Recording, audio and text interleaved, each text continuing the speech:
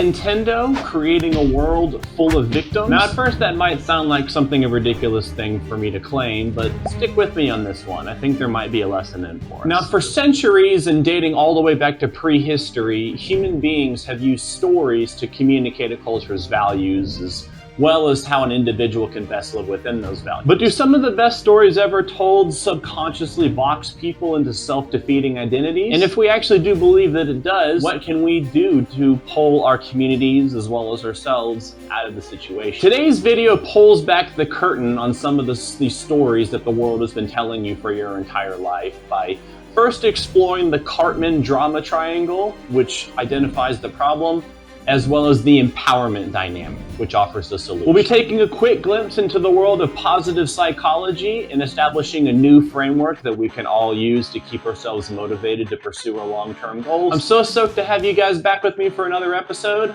My name is Patrick, and this is My Fi Life.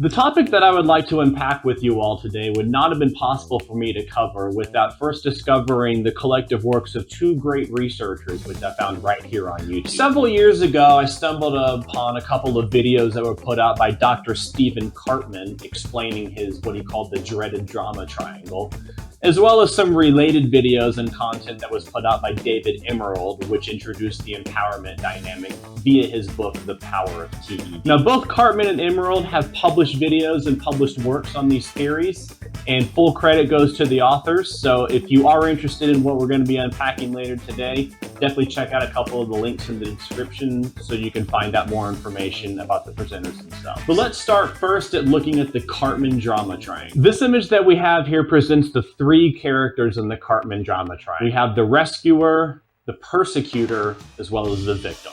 And so now let's first turn to the rescuer character, or as we might refer to in a narrative setting, the hero. The rescuer tends to have the most well-developed character profile, often the protagonist possessing their own flaws as well as redeeming qualities. And much of the storyline centers around the character's journey of personal growth and around the obstacles that they face. After all, if Super Mario didn't have thousands of obstacles to overcome, over a dozen levels that are all visually interesting and increasing steadily in difficulty, the video game platform would not be one that would be interesting. And this pattern applies to storytelling too. Even when we look back at the ancient mythological tales like the Greek tale of Theseus battling the Minotaur on behalf of his home country of Athens, the rescuer is a means of teaching society what it is to live well and to struggle valiantly in pursuit of a noble aim. So this empowerment comes at a cost to society itself. The rescuer becomes an enabler to the victim character as well as to the overall collective weakness of society itself, and thereby continues this cycle of having the treasure repeatedly stolen by the evildoer and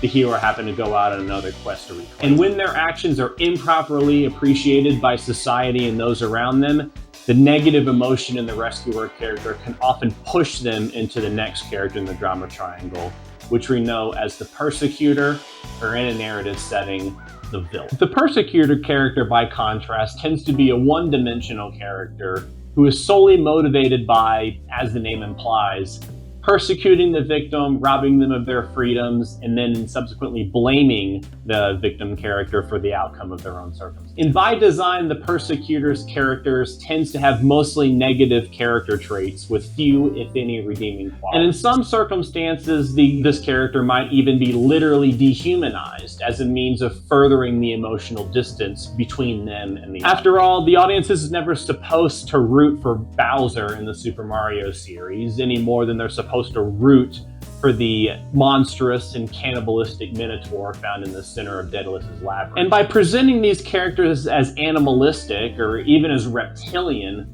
this character remains on the fringes of the storyline up until the moment where they choose to attempt to upend society. And then to complete the drama triangle, we can finally turn to the victim character. Generally speaking, it is the persecutor's treatment of the victim which drives the plot forward. There would be no video game if Bowser didn't kidnap Princess Peach, and the hero Theseus would have no reason to travel to the island of Crete to take on the Minotaur, if not for the yearly tribute required by King Minos of 7 boys and 7 girls to be fed to. And although the victim provides an important plot point in order to drive the story forward, what the audience is left with is subconsciously a self-fulfilling prophecy of self-defeating inner reliance. The victim is never able to avoid or improve their situation on their own merely by being rescued by the outside party of the rescuer character. The rescuer can take no respite through the entire story until the victim is rescued from their circumstance, and subsequently loses their identity and entire reason for being once that plot tension has been removed from the storyline. And what might be worse of all, because the Persecutor's character is very rarely well-rounded and integrated into the storyline, no effort is made to humanize the Persecutor's negative behavioral traits, and therefore there's no incentive given to the character to do anything other than to come back in season 2 and cause more problems. And so after being told this story 1,000 times as we've grown up and come to find our own identities, we're left with very few great models for us to follow. Now, should we aim to be the hero, except that we'll spend the entirety of our lives solving the problems for a victim character completely incapable of taking care of themselves? Or are we as likely to fall into victimhood ourselves, acknowledging that because there are heroes out there, that we don't need to develop any of our own sort of coping strategies or improving our skill set to solve our problems ourselves? And because nobody wants to see themselves as the villain in their own story, we instead find something exterior to us to press that label onto. Be it the local or national government that's currently elected, or even just the guy or girl who wouldn't date us in 6th grade. And as the saying goes, every creation story needs a devil, and so it follows that if you want to take the role of the victim, surely there must be some persecutor out there motivated solely by seeing that you fail. So what do we do with all this? Well, the topic was debated in philosophical and psychiatric circles for a couple of decades. Being first introduced by Dr. Karpman in the late 1960s, it would be until 2009 when David Emerald published his book, The Power of TED, which stands for TED, The Empowerment Dynamic, which he published in 2009 in paperback version, which offers the solution, or perhaps the antidote, to the issue as we've just discussed. So let's jump into that now. Emerald's contribution is that of a logical inversion of the presented character dynamics. What if the victim character was not powerless, but in fact was in complete control over his or her own circle? What if the persecutor was redefined not as a negative force which resists the victim's ability to change, but in fact was a positive force which causes the victim to undergo growth and self-development? And what if the rescuer's role was not the main point of the storyline, but someone that took a backseat role, providing only mentorship and motivation to help the victim realize their own aims? And so, as the theory of TED follows, by encouraging the victim character to take ownership of their own predicament and to seek solutions instead of looking for problems, they become the creator character, creating their own story. It redefines the rescuer's role into that of the coach, or perhaps the mentor or the guide, seeking to teach the pupil in a limited and passive way. And it also rounds out the one-dimensional persecutor character into that of the complex and hyper-capable challenger role, which not only the audience, but the creator, him or herself, can self-identify with. Let's dig into each character profile in a little bit more depth. The character of the coach then becomes this sage old character, themselves incapable of taking on the action necessary to further the plot along, but in any case finding themselves instrumental in the development of the protagonist or the creator character. In the Star Wars films, Luke Skywalker would never be able to face his past and take on the dark side without first spending months under the tutelage of Jedi Master Yoda. And in the Harry Potter novels, Harry and his friends took a lot of sage wisdom over the years from Dumbledore, Professor McGonagall, and the Order of the Phoenix. However, it is essential to the plotline that the adolescent and underprepared Harry be the one to tackle the Dark Lord in the climax of the series. And in the real world, we tend to separate the coach character into two different roles, that of the coach and that of the mentor. The mentor is the person in your world who gives you the instruction about what to do and how to do it. Namely, how do I accomplish financial freedom in my life? They can give you the high-level strategy, whereas the coach is the person who's boots on the ground day to day, giving you the plan in order to follow and providing the daily and weekly accountability to make sure the plan is being adhered to in the way that it was designed. However, a coach's character cannot steer a parked car, as they say.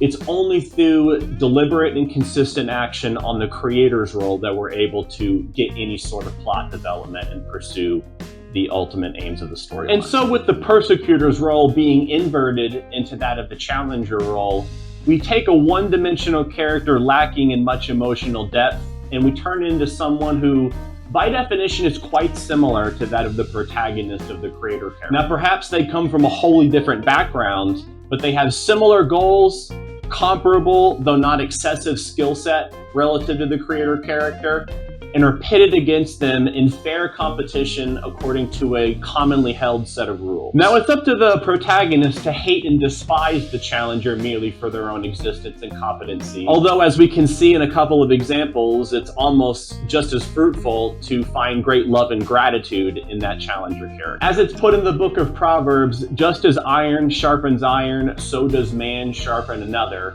And it is the very fact that the challenger character exists which provides the fuel and the motivation to overcome the challenges that they're currently facing today. In the example of Michael Jordan and the Chicago Bulls of the late 1980s, they very much needed to get outworked and outmuscled by the Detroit Pistons over and over again to provide the fuel and the motivation that they needed to hit the gym, to strengthen themselves, and to outwork the competition to overcome them in the 90s. And Tiger Woods, gifted though he was with both physical traits as well as possessing some of the best coaching that you could ever hope to achieve in the game of golf, he needed his rivalry with Phil Mickelson as well as the greater goal of beating Jack Nicklaus's record of 15 major victories in order for him to survive his own punishing training. And then what I think might be my favorite example of this, the American cycling great Lance Armstrong admitted that he needed and came to deeply love his great nemesis, Germany's Jan Ullrich, as the two did battle in their 7 years in the Tour de France. Now, Jan was the perennial runner-up who spent much of his career focused entirely on beating Lance Armstrong and claiming his second Tour de France yellow jersey. And subsequently, Armstrong spent his entire career making sure that that never happened. Near the end of ESPN's excellent 30 for 30 documentary on the cyclist, Armstrong was asked why he went years later to Germany to visit Jan when he was in the hospital struggling with alcohol. And Lance, as he was clearly fighting back emotion, eventually got out, the reason I went to see him is because I love him. He was the most important person in my life. Nobody scared me, nobody motivated me. These other guys, no disrespect to them, but they didn't get me up early. He got me up early. Now, for years, both Lance and Jan woke up on opposite ends of the world, knowing full well that the other guy is waking up as early as possible and doing every single thing possible to show up in early July and to beat you in the biggest stage in all of cycling. And therein lies the beauty of sport, well encapsulated in the role of the challenger.